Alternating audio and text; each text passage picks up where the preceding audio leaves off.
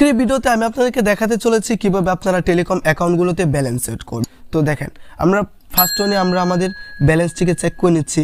মাই ব্যালেন্সে ট্যাপ করব, main balance check করব। সো আমরা মেইনে ক্লিক করে আমরা চেকে ক্লিক করব। চেকে ক্লিক করে দেখতে পাচ্ছি আমরা যেহেতু ব্যালেন্স অ্যাড করব, সেক্ষেত্রে আমরা অ্যাড ব্যালেন্সের উপর ক্লিক করব। অ্যাড ব্যালেন্সের উপর ক্লিক করার পরে আমাদের সামনে ঠিক এমন একটি ইন্টারপেজ চলে আসবে। দেখতে পাচ্ছেন এখানে দেখাচ্ছে ব্যালেন্স অ্যাড। এবার দেখেন এখানে আমাদেরকে একটি বিকাশ অ্যাকাউন্ট নাম্বার দিয়ে দিয়েছে এবং দিয়েছে নগদ নাম্বার এবং দিয়েছে রকেট নাম্বার। আমাদেরকে কিন্তু এই নাম্বারগুলোতে সেন্ড মানি করতে হবে এবং নিচে দেখেন একটি নোটিশও কিন্তু রয়েছে এখানটায়। আমাদের যে বিকাশের কাঙ্ক্ষিত নাম্বারটি রয়েছে, আমরা যেহেতু বিকাশ ওইতে সেন্ড মানি করতে যাচ্ছি, সেহেতু আমরা সেই বিকাশ নাম্বারটিকে কপি করে নিচ্ছি।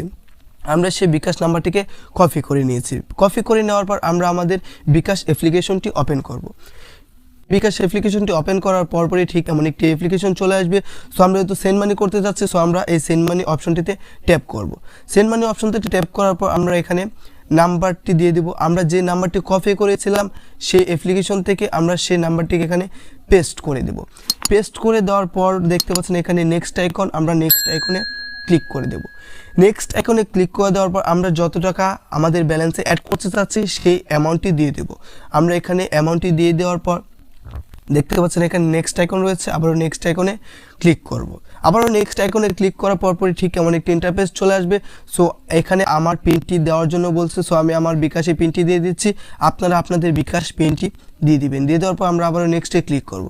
নেক্সটে ক্লিক করার পর ঠিক আবারও এমন একটি ইন্টারফেস চলে আসবে। সো আমাদেরকে এখানে বলছে ট্যাপ করে ধরার জন্য। সো আমরা এখানে ট্যাপ করে ধরে রাখছি। আমাদের সেন্ড মানি সম্পূর্ণ হয়ে গেছে। এটা হচ্ছে ফাইনাল কাজ। যদি আমরা এখানে ভুল করে ফেলি তাহলে কিন্তু আমাদের ব্যালেন্সটি অ্যাড হবে না। তো দেখেন এখানে ফার্স্ট অন আমাদেরকে কি করতে হবে, আমাদের ট্রানজ্যাকশন আইডিটাকে কপি করতে হবে। যদি আমরা ট্রানজ্যাকশন আইডিটাকে কপি না করতে পারি তাহলে আমরা কিন্তু ব্যালেন্স অ্যাড করতে পারবো না। সো আমরা ট্রানজ্যাকশন আইডিটাকে কপি করে নিয়েছি, কপি হয়েছে। আমরা ট্রানজ্যাকশন আইডিটাকে কপি করে নেওয়ার পর আমরা আবারও অ্যাপ্লিকেশনটি ওপেন করছি। ট্রানজ্যাকশন আইডিটা কপি করেছিলাম, সেই ট্রানজ্যাকশন আইডিটা এখানে পেস্ট করে দেব। পেস্ট করে দিয়ে তারপর নিচে দেখতে পাচ্ছেন অ্যামাউন্ট অপশন। এই অ্যামাউন্ট অপশনে গিয়ে আমরা যত টাকা সেন্ড মানি করেছি সে অ্যামাউন্টটুকু বসিয়ে দেব এবং আমাদের যে কাঙ্ক্ষিত অ্যাকাউন্টের পিনটি রয়েছে সেই পিনটি আমরা দিয়ে দিব। দিয়ে দেখতে পাচ্ছেন অ্যাড নাও অপশন রয়েছে। আমরা এই অ্যাড নাও অপশনটিতে ক্লিক করার পর দেখতে পাচ্ছেন দেখাচ্ছে সাকসেসফুলি পেমেন্ট অ্যাড হয়ে গেছে আমাদের অ্যাকাউন্টে। সো আমরা আবারও আমাদের ব্যালেন্সটি চেক করার জন্য মাই ব্যালেন্সে ক্লিক করব। মাই ব্যালেন্সে ক্লিক করার পর আমরা যেহেতু মেইন ব্যালেন্স অ্যাড করেছি, সো আমরা মেইনে ক্লিক করে চেকে ক্লিক করব। চেকে ক্লিক করার পরই দেখতে পাচ্ছেন আমাদের এখানে কিন্তু অ্যাড হয়ে গিয়েছে 50